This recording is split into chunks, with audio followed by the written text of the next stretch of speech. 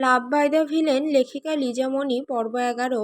অরুণোদয়ের প্রাম্ভণক্ষণে black viper mansion রুদ্র উজ্জ্বলে কালোস্নাতে এক অনিবার্য ভীতিকর আভায় পরিপূর্ণ হয়ে আছে। বহিরাঙ্গনে হাওয়ায় নিস্তরঙ্গ প্রবাহ থাকলেও অন্তঃপুরে সে হাওয়া যেন বারুদের গন্ধ আর রক্তাক্ত অতীতের দগদগে স্মৃতি ও নৃশংস শাসনের অদৃশ্য স্ফুলিঙ্গে গঠিত হয়ে রহস্যময় গাম্ভীর্যকে বহুগুণে ঘনীভূত করে তুলেছে। সকালের সৌরভঙ্গিক্ত নির্মলতাও এখানে অপসৃত অবশিষ্ট থাকে কেবল ক্ষমতার অদৃশ্য শৃঙ্খল। আতঙ্কিত নীরবতা ও অমোঘ শাসন শক্তির কঠোর মূর্ত প্রতীক। চারিদিকে হাজারো গার্ডের আনাগোনা, সবার হাতে একটা করে ধারালো অস্ত্র রাখা। ভাইপার ম্যানশনের বহিরাঙ্গনে গোল করে বসে আছে গ্যাংস্টার বস, সাথে আছে অধিরাজ আর আরিশ। নিক ওয়াইনের গ্লাসে চুমুক দিয়ে চোখ বন্ধ করে ফেলে। বিরক্তিতে কপালের রগ ফুলে ওঠে। সামান্য রাগ দেখিয়ে বলে, কখনো মদ খেলে মাতাল হই না, জানি না কাল রাতে কিভাবে মাতাল হয়ে গিয়েছিলাম। উফ, শালার জিন্দেগি। আরিশ কিছুক্ষণ চুপ থাকে, এরপর নিকের দিকে তাকিয়ে গম্ভীরতা টেনে বলে, অ্যানি ঠিক আছে নিক? কিছু করেছিস ওর সাথে? নিক তীক্ষ্ণ দৃষ্টি দিয়ে আরিশের দিকে তাকায়। আরিশ সাথে সাথে নিজের দৃষ্টি সরিয়ে নেয়। নিক বাঁকা হেসে বলে, একটু বেশি পজিটিভ মেয়েটার প্রতি পছন্দ করিস নাকি? আরিশ কিছুক্ষণের জন্য থমকায়, লম্বা শ্বাস টানে বড় বড়। অধিরাজ আরিশের মনের অবস্থা বুঝতে পেরে শুকনো ঢোক গেলে। অধিরাজ জানে আরিশ এনিকে অনেক পছন্দ করত। এনিকে যখন সেই বন্ধ ঘরে বন্দি করে রাখা হয়েছিল, তখন সবকিছু দেখাশোনা সে নিজে করেছে। আর আরিশের চোখে অনেকবার অ্যানির জন্য মায়া দেখেছে। একটা হৃদয়হীন ব্যক্তির চোখে কোনো এক মেয়ের জন্য মায়া, এটা কি ভালোবাসার ব্যাখ্যা হতে পারে না? অবশ্যই আরিশ এনিকে ভালোবাসতো, শুধু সময় পরিস্থিতি সম্পর্কের সমীকরণে নিজেকে গুটিয়ে নিয়েছে। অধিরাজ তপ্তশ্বাস ফেলে। আরিশ ওয়াইনের গ্লাস নাড়াচাড়া করে গম্ভীর হেসে বলে, পছন্দ করলেই বাকি দিয়ে দিবি তোর বউকে? নিক ভ্রু নাচিয়ে বলে, বউ? আরিশ ওয়াইনটুকু মুখে দিয়ে বলে, রাতেই তো পাগলের মতো বিয়ে করেছিস, ভালোবাসিস তুই অ্যানিকে নিক? নিক কিছুক্ষণ ঠোঁট কামড়ে থাকে, এরপর সামান্য উচ্চস্বরে হেসে বলে, রক্ষিতা, জাস্ট রক্ষিতাও আমার। নিক জেব্রানের বইয়ের মর্যাদা দিয়েছে কে? আর ভালোবাসা? এইসব ফাকিং লাভ স্টোরি আমার ধাঁচে নেই। রক্ষিতাদের ভালোবাসা না, জাস্ট নিজের কামনা মিটাই। তুই কেন এতদিনও মিটাসনি? ক্ষমতা সবই তো ছিল, তারপরও কেন নিক জেব্রান নিজের হিংস্রতার পশুত্ব দেখায়নি? তোর প্রতিটা রক্তবিন্দু আমার জানা নিক, বাট এইটার উত্তর কেন খুঁজে পাচ্ছি না। নিক ঠোঁট চেপে বলে, কিভাবে বুঝেছিস নিজের কামনা মিটাইনি? আর এই সামান্য হেসে বলে, যদি এমন হতো তাহলে আমি রক্তাক্ত দেহ দেখতে পারতাম। অতীত ভুলে যায়নি কিন্তু। নিক ঠোঁট কামড়ে হাসে। অধিরাজ কিছুক্ষণ চুপ থেকে বলে, বস, একটা সংবাদ এসেছে। বিবিসি চ্যানেলের সহকারীর স্ত্রী আর তার 2 সন্তানের রক্তাক্ত দেহ পুলিশ উদ্ধার করেছে। শেষ রাতে খবরটা পেয়েছিলাম আমি। নিক আর আরিশ কপাল কুঁচকে তাকায় অধিরাজের দিকে। নিক সামান্য রেগে বলে, শেষ রাতের খবর এখন জানাচ্ছিস কেন? অধিরাজ শুকনো ঢোক গিলে বলে, আপনি আজ ভাবির সাথে ছিলেন, আজ তো আপনাদের বাসর রাত, তাই ভেবেছিলাম যদি ডিস্টার্ব ফিল করেন তাহলে তো আমার গর্দান যাবে। আরিশ ঠোঁট চেপে নিজের হাসি আটকে রাখে। নিক কটমট চোখে তাকিয়ে বলে, গর্দান তোর এমনিতেও যাবে। অধিরাজ মিনতি সুরে বলে, সরি বস, আমি সত্যি ভেবেছিলাম আপনি হয়তো বিজি ছিলেন। আরিশ অধিরাজের দিকে তাকিয়ে চোখ রাঙিয়ে বলে, স্টপ অধিরাজ, সত্যি সত্যি নিজের গর্দান হারাতে চাস নাকি?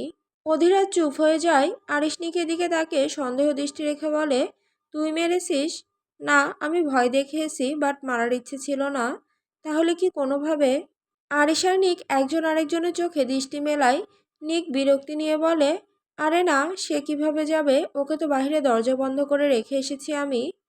আরিশ গম্ভীরতা টেনে বলে, তোকে কি কখনো কোনোদিনও দরজা বন্ধ করে রাখতে পেরেছি যে ওকে রাখতে পারবো? তোরই তো রক্ত। নিক চেয়ার থেকে উঠে দাঁড়ায়, এরপর একটা সিগারেট বের করে ঠোঁটের মাঝখানে চেপে ধরে। এর মধ্যেই দুজন গার্ড একটা গার্ডকে টেনে হিঁচড়ে তাদের সামনে এনে ছুঁড়ে ফেলে। আরিশ কপাল কুঁচকে বলে, কি হয়েছে? স্যার, এই মাদারফাকার মিস্টার কায়েতকে সংবাদ পাঠাচ্ছে। বস আর ম্যাডামের বিয়ের সংবাদও শালায় পাচার করতে যাচ্ছিল, কিন্তু তার আগেই আমি শুনে ফেলি। আরিশ দাঁত কিরমিরিয়ে তাকায় মাটিতে লুটিয়ে থাকা ব্যক্তিটার দিকে। লোকটা হাত জোর করে কাঁপা গলায় কান্না করতে করতে বলে, ক্ষমা করুন বস, প্লিজ ক্ষমা করুন। অনেক টাকার লোভ দেখিয়েছিল, তাই নিজেকে সামলাতে পারেনি।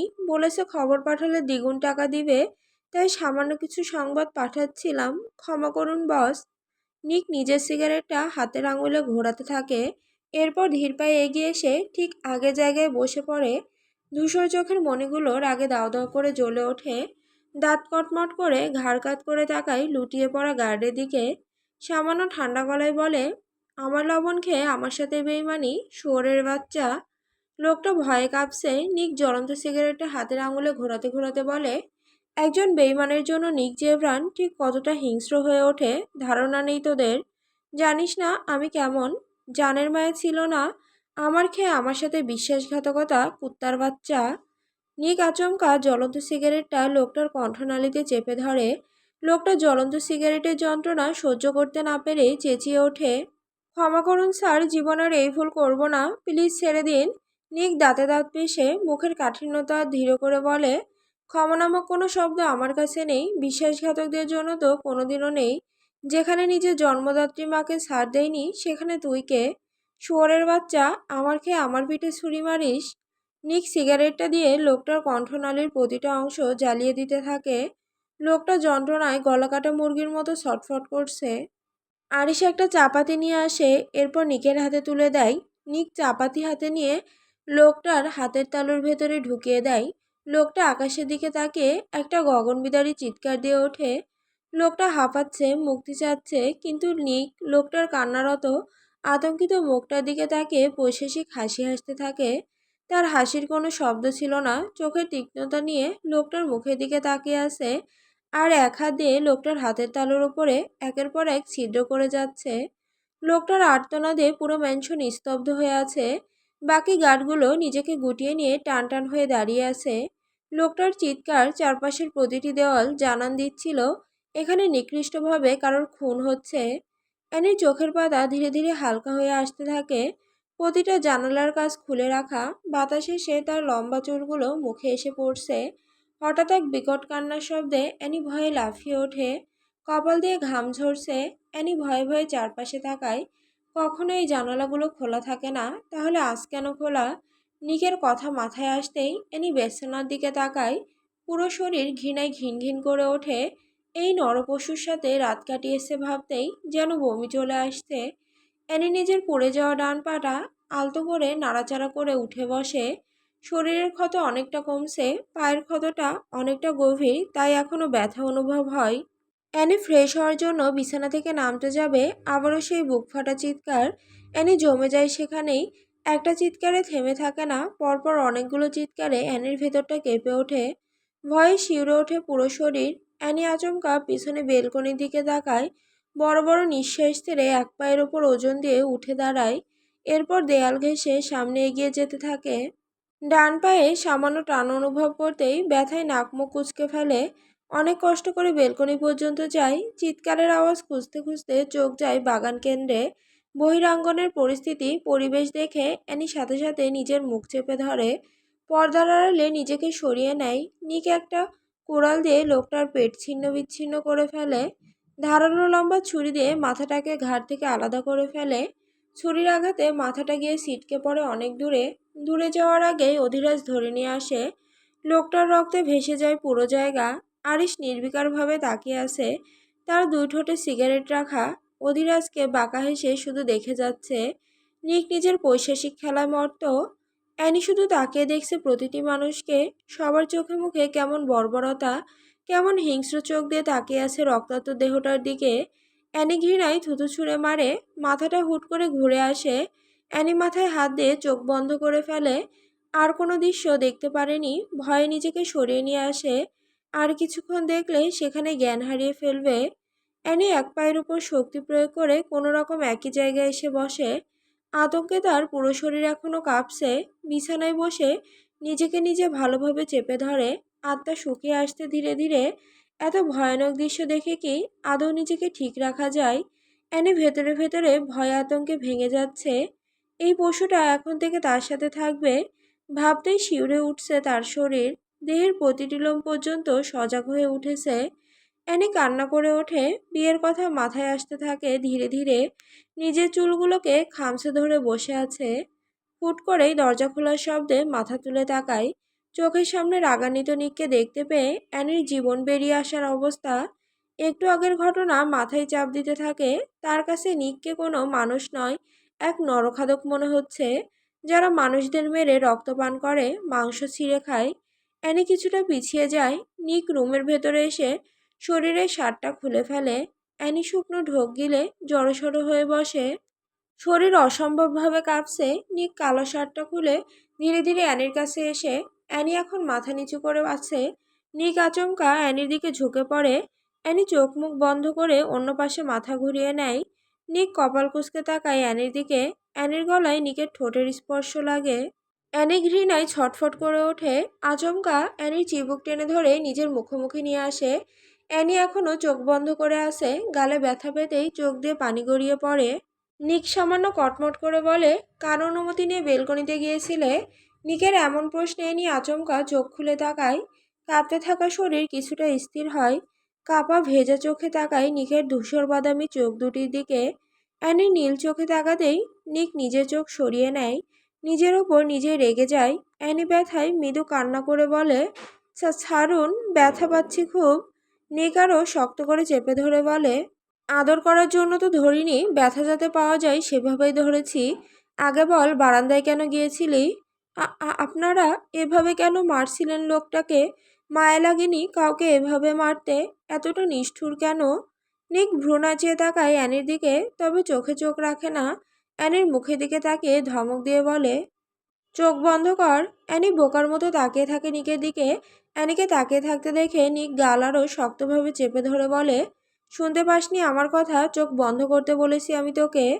নিকের ধমকে অ্যানি সাথে সাথে নিজের চোখ বন্ধ করে ফেলে। অ্যানিকে চোখ বন্ধ করতে দেখে নিক বাঁকা হেসে ছেড়ে দেয়। এরপর আচমকা রিমোটের মাধ্যমে সবগুলো জানালা পর্দা লাগিয়ে দেয়। অন্ধকার হয়ে পড়ে পুরো রুম। সেই অন্ধকারে ভেসে আসে নিখের নিষ্ঠুর গর্জন, কাউকে খুন হতে দেখার যখন এত শোক, তখন আমিই পূরণ করছি। বিছানায় বসে আরাম করে দেখো বেবি গার্ল। অ্যানি নিকের কথার মানে বুঝতে পারেনি। নিকে একটা অনেক বড় ল্যাপটপ নিয়ে অ্যানির সামনে রাখে। অ্যানি এখনও চোখ বন্ধ করে রেখেছে। আচমকা কোনো কিছুর শব্দে ভয়ে শিউরে ওঠে। চোখ খুলে ফেলে চট করে চোখের সামনে ভিডিওতে চলছে ভয়াবহ খুনের দৃশ্য। অ্যানি ভয়ে নিকের দিকে তাকাতেই নিক রহস্যময় হাসি দিয়ে অ্যানির হাতটা হ্যান্ডকাপ দিয়ে বেঁধে দেয়। অ্যানি ছটফট করে ওঠে ছুটার জন্য। নিক ডোন্ট কেয়ার ভাব নিয়ে ডিভানে বসে। হাতে একটা ওয়াইনের বোতল নিয়ে গ্লাসে ঢেলে দেয়। বাঁকা হেসে অ্যানির দিকে তাকিয়ে বলে, খুনের দৃশ্য দেখার তো অনেক শখ, এখন দেখো সিনারি, বাস্তব দৃশ্য থেকেও অনেক সুন্দর। আর হ্যাঁ, এখানে হুডি পরা লোকটা কিন্তু আমি। আর সামনে যে অর্ধ নির্যাতিত লোকগুলো দেখতে পাচ্ছ, সেগুলো হচ্ছে আমার শিকার। অন্ধকার এই ভয়ানক রুমে অনেক বড় মনিটরে ভাসছে খুনের দৃশ্য। খুনের দৃশ্যের থেকে ভেসে আসছে লোকগুলোর ঘের ঘের আওয়াজ আর আর্তনাদ। অ্যানি সহ্য করতে না পেরে কান চেপে ধরার চেষ্টা করে, কিন্তু হ্যান্ডকাপ লাগানো হাত নাড়াতে পর্যন্ত পারছে না। অন্ধকার কক্ষে প্রতিধ্বনিত হতে লাগলো মানবকণ্ঠের বিকট আর্তনাদ, যেন কণ্ঠনালী বিদীর্ণ হয়ে আসার আসন্ন মৃত্যু যন্ত্রণার ভয়াল অভিঘাতে ফেটে যাচ্ছে। কারো কণ্ঠে ছিল গলগল শব্দে রক্তবমির বিকট গর্জন, কারো চিৎকার করুণ কর্কশতায় আকাশবিদারী ঝঞ্ঝার ন্যায় ছড়িয়ে পড়ছিল। দেহ ছিন্ন ভিন্ন হওয়ার মুহূর্তে উচ্চারিত আর্তনাদগুলো এমন ছিল যেন নরকের অগ্নিকুণ্ড থেকে ছুটে আসা শয়তানি বিলাপ। মহিলাদের আতঙ্কিত চেঁচামেচি ভেঙে যাচ্ছিল কাঁপতে থাকা দেওয়ালে। শিশুদের গলা ফাটানো কান্না পরিণত হচ্ছিল মৃত্যুদূতের অশুভ বাঁশির মতো করাল সুরে। পুরুষদের গলা ভাঙা আর্তধ্বনি রূপ নিল ক্রন্দনের কর্কশ রাশিতে, যেখানে প্রতিটি শব্দ ছিল রক্তাক্ত ছিন্ন মাংসের শোচনীয় দগ্ধ গান। কক্ষের প্রতিটি কোণে প্রতিধ্বনিত হচ্ছিল সেই করুণ আর্তসঙ্গীত। কেউ গলা ফাটিয়ে মুক্তির প্রার্থনা করছে, কেউ শেষ নিঃশ্বাসে কেবল অজ্ঞাত শূন্যতায় বিলীন হচ্ছে। চারিদিকে যেন অশরীরী পিশাচের হাসি আর দুঃস্বপ্নের রক্তস্নাত গর্জনে আচ্ছন্ন হয়ে উঠেছিল। অ্যানি হাঁপিয়ে ওঠে। নিক অ্যানির অস্থিরতা দেখে তীক্ষ্ণ দৃষ্টিতে তাকিয়ে আছে, ঠোঁটের কোণে পৈশাসিক হাসি। অ্যানির অন্তঃকরণ যেন ভৃতির দগ্ধাগ্নিতে দগ্ধমান। তার চেতনা ক্রমশ শূন্যতার অতল গহ্বরে নিমজ্জিত হয়ে পড়তে থাকে। প্রতিটি নিঃশ্বাসে সে অনুভব করছে লৌহ শৃঙ্খলের শীতল ঘষার কবজির ভেতর থেকে রক্তক্ষরণশীল ব্যথার অনন্ত বিস্তার। তার চারপাশে প্রতিধ্বনিত ভয়াল আর্তনাদ মস্তিষ্কের স্নায়ুতন্ত্রীতে বজ্রাঘাতের ন্যায় আঘাত এনে বিভ্রম উন্মাদনার অগ্নিকুণ্ড প্রজ্বলিত করছে। ভয়ানক হত্যাচিত্রের নৃশংসতা তার দৃষ্টি প্রতিবিম্বে গেঁথে গিয়ে চোখের কপাটে রক্তাক্ত ছায়াপ্রলয়ের মতো আচ্ছন্নতা সৃষ্টি করেছে। ভীত সন্ত্রস্ত মন বিভ্রান্তির আবর্তে ক্রমশ অবসর হয়ে পড়ছে। তার কাছে এখন বাস্তব ও বিভীষণ কল্পনার সীমানা সম্পূর্ণ মিশে যাচ্ছে। শিরায় শিরায় শীতল ত্রাস প্রবাহিত হয়ে তার অস্থিমজ্জায় হিমশীতল সঞ্চালন ঘটাচ্ছে। ফলে দেহ ছটফটাচ্ছে, অথচ মন অসারতায় অতল অন্ধকারে নিমগ্ন। কণ্ঠনালী স্তব্ধ, কণ্ঠস্বর বন্দি। এনির হৃদয় কাঁপছে, ভেতরটা তখন ভয়ের আতঙ্কে ভরে গেছে। হাত পা বাঁধা অবস্থায় সে একদম অসহায়, কিছুই করতে পারছে না। চোখের সামনে খুনের দৃশ্য আর ভেসে আসা চিৎকার তাকে কাঁপিয়ে তুলছে ভেতর থেকে। বুক ধড়ফড় করছে, মনে হচ্ছে যেন হৃৎপিণ্ড বাইরে বের হয়ে আসবে। এনি আর সহ্য করতে পারছে না এই দৃশ্য। আচমকা কান্না করে ওঠে, প্লিজ স্টপ, বন্ধ করুন এই মানসিক নির্যাতন। নিতে পারছি না আমি আর, কষ্ট হচ্ছে খুব এমন শব্দে। কেন বেবি গার্ল, খুন দেখবে না? এসব দেখার জন্যই তো এক পায়ের সাহায্যে গিয়েছিলে, এখন কেন দেখতে পারছো না? কেন ছটফট করছো এত? কেন এত অস্থির হয়ে যাচ্ছ? নিক কথাগুলো বলছে আর ওয়াইনে গ্লাস নাড়াচ্ছে। মনিটরে এখনো ভাসছে বিকৃত খুনের দৃশ্য, ভয়ানক শব্দ আর হৃদয় কাঁপানো চিৎকার। এনি ঠোঁটে ঠোঁট চেপে ধরে, অস্থিরতায় বেডশিট এলোমেলো হয়ে গিয়েছে। তার মাথা ঘুরছে, চারপাশ অন্ধকারে ডুবে থাকায় ভয়ের মাত্রা আরও বেড়ে গেছে। মনে হচ্ছে দেওয়ালগুলো যেন তাকে গিলে ফেলবে। বারবার মুক্তির চেষ্টা করেও শিকল খুলতে না পেরে হতাশা তাকে গ্রাস করছে। অ্যানি ধীরে ধীরে নেতিয়ে পড়তে থাকে, চোখে বন্ধ হয়ে আসছে ধীরে ধীরে। চোখের পাতাগুলো নড়ছে, অস্ফুট আওয়াজে বলে, প্লিজ বন্ধ করুন, মরে যা। আর বলতে পারেনি, তার আগে ঢলে পড়ে। জ্ঞান হারিয়ে একপাশে হেলে পড়ে অ্যানি। নিক বাঁকা হেসে উঠে দাঁড়ায়, ওয়াইনের গ্লাসটাকে শব্দ করে টেবিলে রাখে। তারপর ধীরে ধীরে গ্যাংস্টার বস বিছানার কাছে এগিয়ে আসে, ল্যাপটপটা বন্ধ করে জানালা দিয়ে ছুঁড়ে ফেলে দেয়। এত উপর থেকে ল্যাপটপ পড়াতে খণ্ডবিখণ্ডে পরিণত হয়। নিক অ্যানির দিকে এক পলক তাকিয়ে নিঃশব্দে রুম থেকে বেরিয়ে যায়।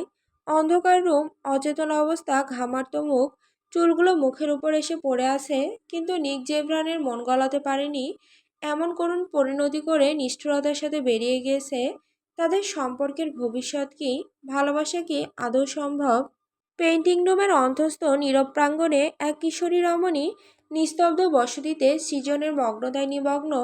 চারিদিকের দেওয়াল জুড়ে ছড়িয়ে আসা অর্ধসমাপ্ত ক্যানভাসের রঙিন প্রতিসত্তা। বাতাসে ভাসমান টারপেন সিটের গাঢ় গন্ধ যেন শিল্পকলার নিঃশ্বাস। কক্ষের অর্ধপ্রভায় জানালা দিয়ে অনুপ্রবেশ করা সূর্যলোক তুলি স্পর্শিত ক্যানভাসে রঙের দীপ্তিমালা ছড়িয়ে দিচ্ছে। মেয়েটি অনাম্বর ভঙ্গিতে কাঠের স্টুলে বসে একাগ্র দৃষ্টিতে রং তুলি ক্যানভাসের ওপর নৃত্য করাচ্ছে। তার আঙুলের ক্ষুদ্র নড়াচড়ায় রং মিশ্রণের অলৌকিক শৈল্পিকতা উদ্ভাসিত হচ্ছে। অন্তর্গত অনুভূতিগুলো অদৃশ্য ভাষায় আকার নিচ্ছে। সারা ঘর জুড়ে নিস্তব্ধতার আবেশ থাকলেও প্রতিটি তুলির আঁচড়ে এক অনির্বচনীয় শব্দহীন সঙ্গীত ধ্বনিত হচ্ছে। যেখানে শিল্পী ও ক্যানভাস সমার্থক হয়ে একীভূত, এক পাগল প্রেমিকা তার গুপ্ত অনুভূতি রং তুলির মাধ্যমে তুলে ধরছে। মেয়েটা মুচকি মুচকি হাসছে, আবার লজ্জায় চোখ নামিয়ে নিচ্ছে। ঠোঁটের আকৃতি দিতে গিয়ে লজ্জায় চোখ নামিয়ে বিড়বিড় করে বলে, একদিন এই ঠোঁটে আমার রাজত্ব চলবে। দিবেন তো সেই রাজত্ব আমার রাজকুমার? না দিলেই বা কি, আমি তো আপনার বউ হব। বউ হলে নিজের হক নিজেই আদায় করে নিব। ঠোঁটের কোণে হাসি লুকিয়ে আবারও আঁকাতে মনোযোগী হয়ে পড়ে। হুট করে কেউ চোখ ধরে ফেলাতে কিছুক্ষণের জন্য ভয়ে লাফিয়ে ওঠে। কিন্তু যখন বুঝতে পারে কে, তখন সামান্য গলা ঘেঁষে হাসি দিয়ে বলে, তানভি আপু, তোমার শরীরের ঘ্রাণ আমি অনেক দূর থেকেও বুঝি। তাই চোখ ধরলেই বা কি, মেহেরিম্মাকে বোকা বানানোর জন্য এখনও তৈরি হওনি?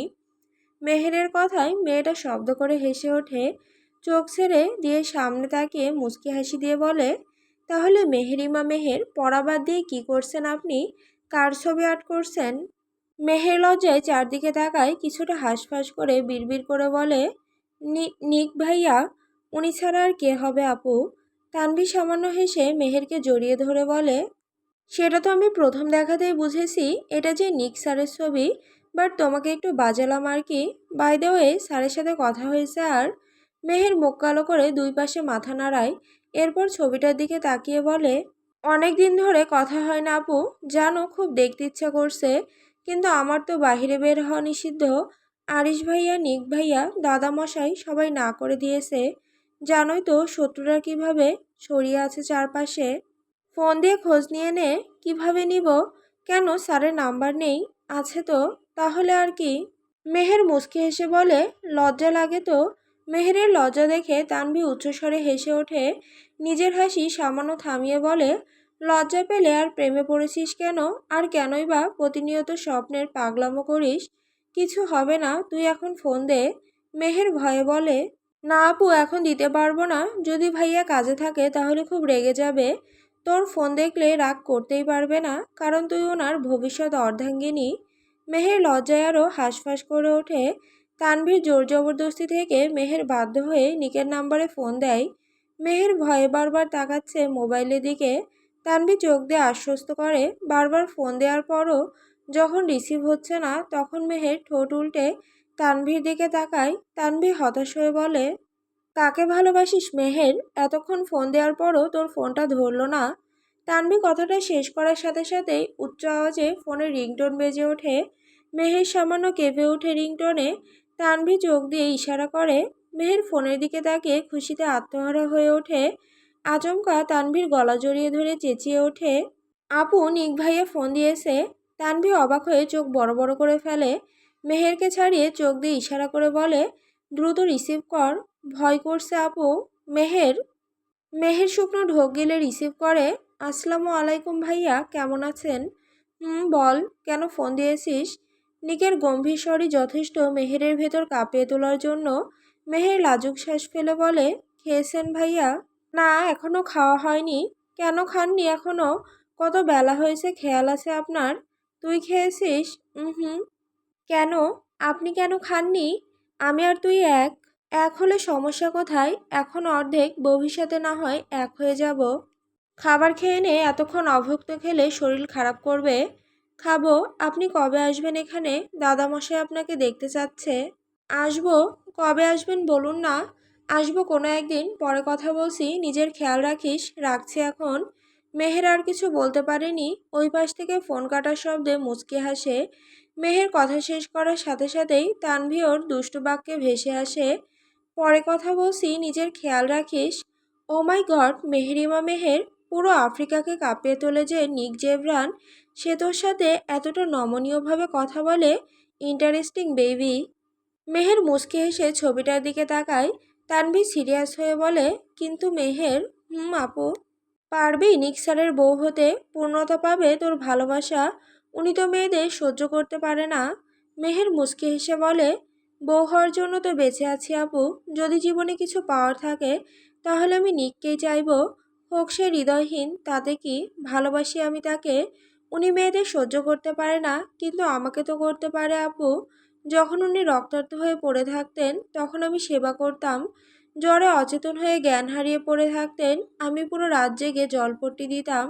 এখনও দিয়ে দেই। কিন্তু সমস্যা এখন উনি নিজের ম্যানশনে থাকে, তাই দেখা পাই না, সেবা করতে পারি না। উনি যদি আমাকে ঘৃণা করতেন তাহলে আমার সেবা কিভাবে গ্রহণ করেছে আপু? নিশ্চয়ই ওনার হৃদয়েও আমার জন্য স্থান আছে। তানভি দীর্ঘশ্বাস ছেড়ে তাকায় মেহেরের দিকে, মুচকি হেসে বলে, আপনার ভালোবাসা বোঝার ক্ষমতা এখনও আমার হয়নি ম্যাডাম।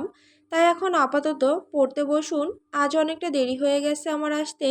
দ্রুত বই বের করুন। আপনাকে পড়িয়ে আবার আমাকে ভার্সিটিতে যেতে হবে। মেহের হেসে নিজের রুমে চলে যায়। তানভিও মেহেরের সাথে চলে আসে। পড়ার টেবিলে বসে তানভি গলা কেসে বলে, মাথা থেকে নিক স্যারকে আগে বের করে নাও, না হলে হাজার পড়ালেও মাথায় কিছু ঢুকাতে পারবো না। মেহের অসহায় চোখে তাকায় তানভীর দিকে। তানভী হেসে উড়িয়ে দেয়,